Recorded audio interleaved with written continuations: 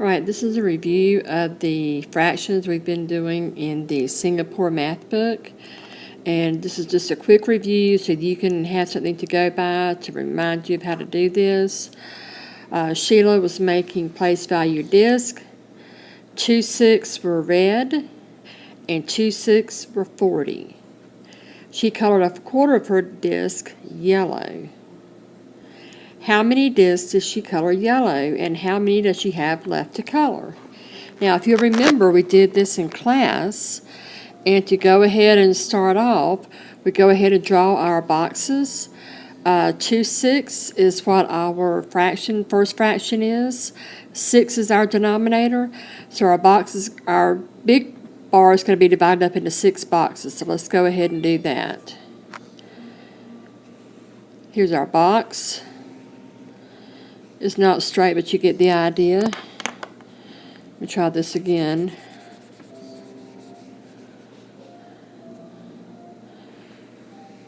That's definitely not straight. We divide this up into 6 sections because our denominator is 6. 1, 2, 3.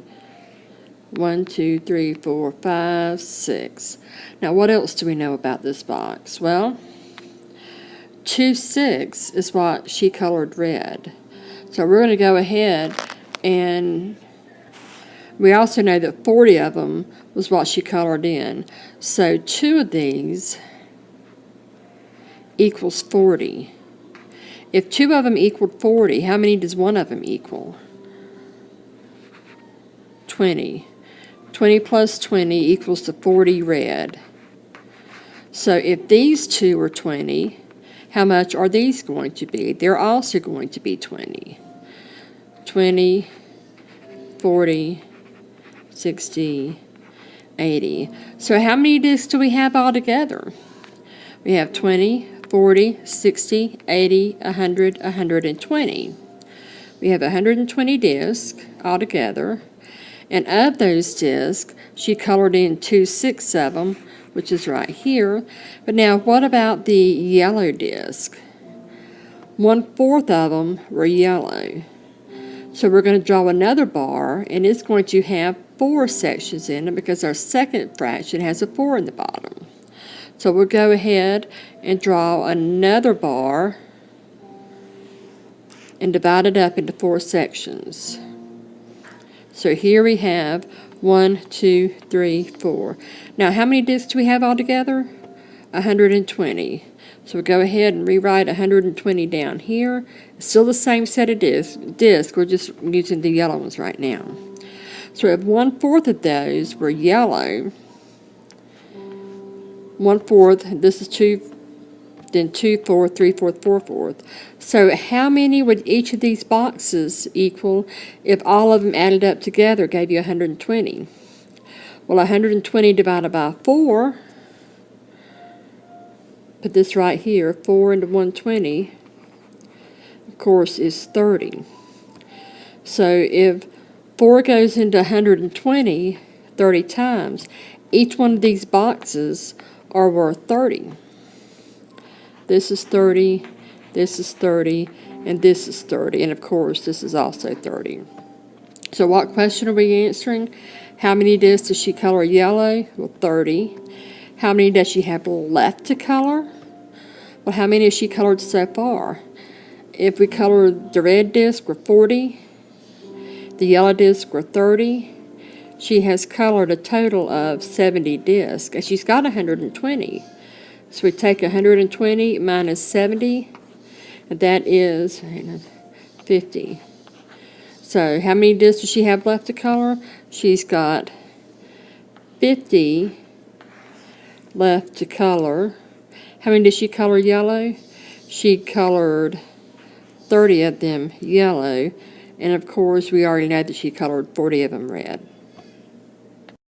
All right, here's the problem we worked out a couple of days ago about some boys playing baseball. Now, her sons played baseball. 2/7 were for Tanner, 2/3 were for Zach. If Tanner played 24 games, how many did Zach play? How many games did neither one of them play? So let's find out. To start with, 2/7 were for Tanner, 2/3 were for Zach. Tanner played 24. So we know that Tanner's total games were 24 games. So let's go ahead and draw our boxes out. We're going to use 7 boxes because that's our denominator. Again, pretend like this is even box. 2, 1, 2, 3, 4, 5, 6, 7. And again, pretend like these are even. 1, 2, 3, 4, 5, 6. I need one more. 7. 1, 2, 3, 4, 5, 6, 7. Now we know, according to what we read, 2/7 were Tanner's games. So here's 7, and 2 of them were for Tanner. So this is Tanner's game. We also know that Tanner played 24 games. So both of these together, this one plus this one, equals 24. Now, of course, we know what 24 divided by 2 is. That's 12. So this was 12, and this is 12. Now, these two were 12. All the rest of them are 12 also. So Tanner played 24 games, and 24 is 2/7 of something. 2/7 of what? Let's see.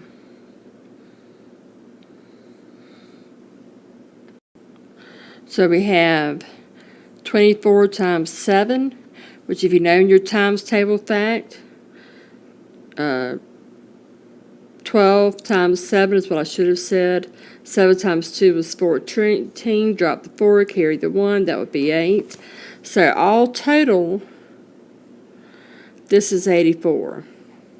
Okay, so what about the other games? 2/3 are for Zach. Okay, so let's take Zach's game. We already know that there's 84 games altogether. But how many does Zach play? Let's draw another box, this time with denominator of 3, and 2 of those 3 were Zach. So let's draw another box. So here's Zach's box. And 3 boxes. Now at the end of this box we know is 84 because that's how many games were played. But now Tanner didn't play all 3 boxes. He only played 2. So I need to take 84 and divide it by 3. If I were to do some quick math over here, 84 divided by 3. Now can I take 3 and put it into 8? I can. Not evenly, but it'll go. The closest I can get to 8 is 3 times 2. 3 times 2 is 6. But I needed 8. So what is the difference between 8 and 6 that I got from 3 times 2? If you said 2, you were right. That makes that 4, now a 24. How many times did 3 go into 24? 3 times 8 is 24. I needed 24. I got 24.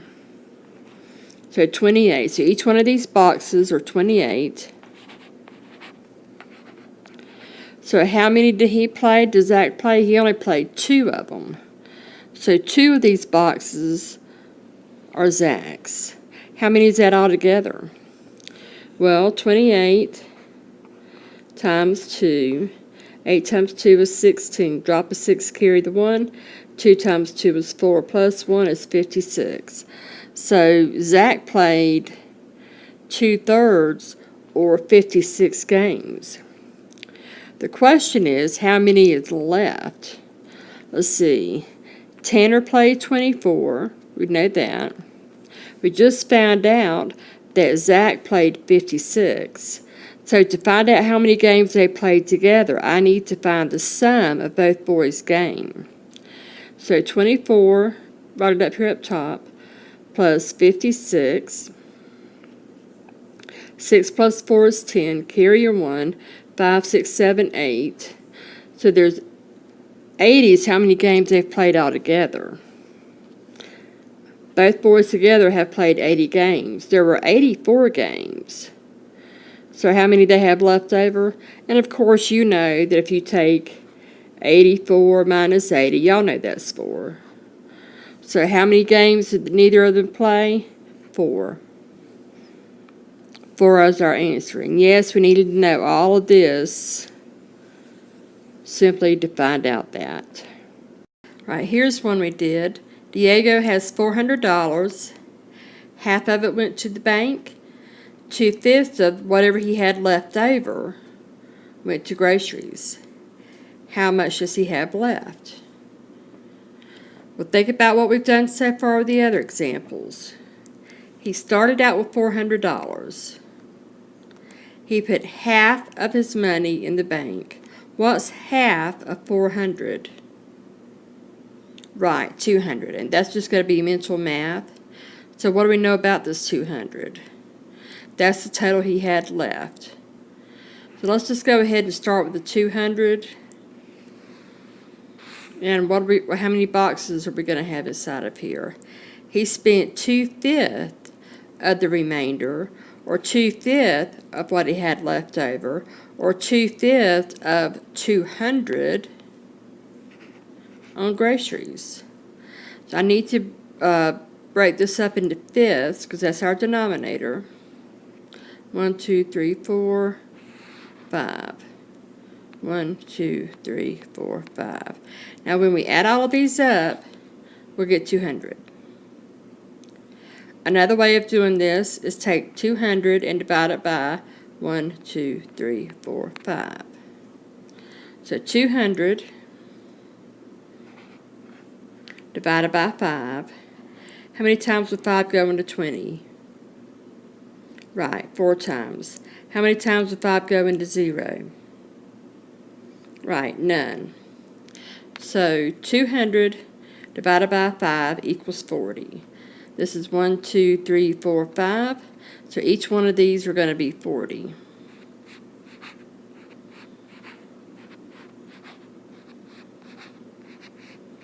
Okay, now what about this 40? That's how much he spent on groceries. Oh, he only spent 2 of those 5s on groceries. So 2 of these boxes equal groceries. And how much money is that? $80 on groceries. Okay, so how much does he have left?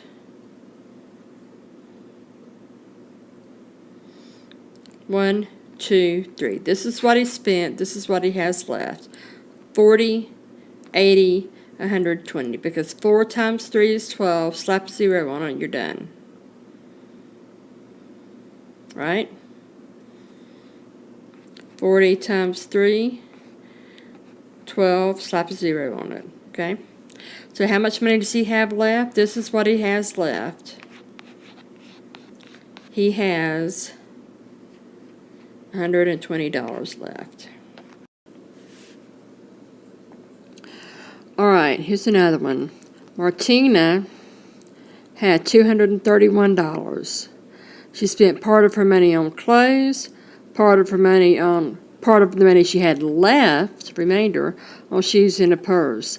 So after buying all of that, how much does she have left? Well, she started out with $231. That's our total amount. Then she spent 3/7 of her money, and then 2/3 of what she had left. So how are we going to write this out in those Singapore math bars? To start with, let's draw a box. This represents 3/7 of her money, 3/7 of 231. 7 is our denominator. So our box is going to be divided up into 7 sections. So let's draw our box. Pretend like it's straight. And we're going to divide this up into 7 sections. 1, 2, 3, 4, 5. Put another one right here. 5, 6, 7. So 1, 2, 3, 4, 5, 6, 7. And pretend like they're equal. Now, when we add all those up at the end, we're going to get our total, which we know is $231. because our problem tells us that's how much she started out with. The total amount of money, the total goes on the outside, is $231. Now, 3/7 of her money was on new clothes. So she had 3/7. 1, 2, 3. This much money was spent on clothes. And then 2/3 of whatever was left was on shoes and a purse. So the question is, how much money does she have left? Well, if 231 divided by 1, 2, 3, 4, 5, 6, 7. So let's do that quick division real quick. I'm doing it up here where I have room to work. 231 divided by 7. Will 7 go into 23? No. But it can't go in there evenly, I should say. 7 goes into 23. The closest I can get to is 7 times 3, which is 21. So 7 times 3 is 21. But I needed 23. So what's the difference between 23 and 21? Well, of course, the difference is 2. Put that little 2 right there. So we're going to pretend like this 1 has now become 21. And of course, how many times will 7 go into 21? 3, just like we figured out a while ago. So 7 times 33 equals 231. So what do I do with this 33? Well, if I'm taking 231 and dividing it up into each of these 7 boxes, what am I going to have in each of these 7 boxes? I'm going to have 33. I have 33 here, 33 here, 33 here, 33, 33, 33, and 33. So how much money did she spend on clothes? She spent 33 plus 33 plus 33. 3/7. 1, 2, 3. So what is 33 plus 33 plus 33? Or 33 times 3 we know is 99. So she spent $99 on clothes. The next part is she spent 2/3 of the remainder, that's this over here, left over, on shoes and a purse. How much money does she have left after spending money on the purse and the shoes? So what do we have left over here? 33 times 1, 2, 3, 4. And 33 times 4, quick calculation over here. 4 times 3 is 12, drop a 2, carry the 1. 4 times 3 is 12 again, plus that 1 is 13. So now we're going to draw another box for this, except this time our total is going to be what we have left over, which is 132. We're going to draw 3 boxes because 3 is our remainder. Or divide this up into 3 sections, I should say. And the total is 132. So all 3 of these boxes, when you add them up, is going to give you 132. So how many times will these 3 go into 132? Let's do some quick calculation. 132 divided by 3. Will 3 go into 13 evenly? Well, not evenly, but we can get up to 4 times. Now, 3 times 4 is 12. But I needed 13. So what's my difference? What am I going to have left over? Right, that 1. So now, how many times would 3 go into 12? Well, exactly 4 times with nothing left over. So if each of these boxes, if I divided 132 by 1, 2, 3, 3 times 44 is 132. So this is going to be 44. This is 44. And this is 44. Now, according to our problem, she spent 2/3 of the remainder on shoes and a purse. So she had spent 1, 2.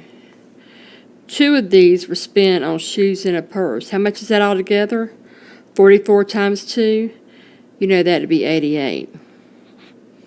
$88 out of $132. So how much does she have left? Find the difference between 132 and 88. Whoops, 132. Subtract.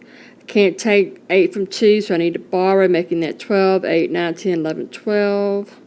It's no longer 3, that's 2. Again, 12 again, 4. Well, duh, I didn't even have to do that because this is what I have left over.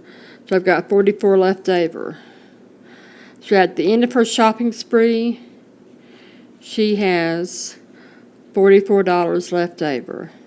And yes, we needed to know all of this to find our answer.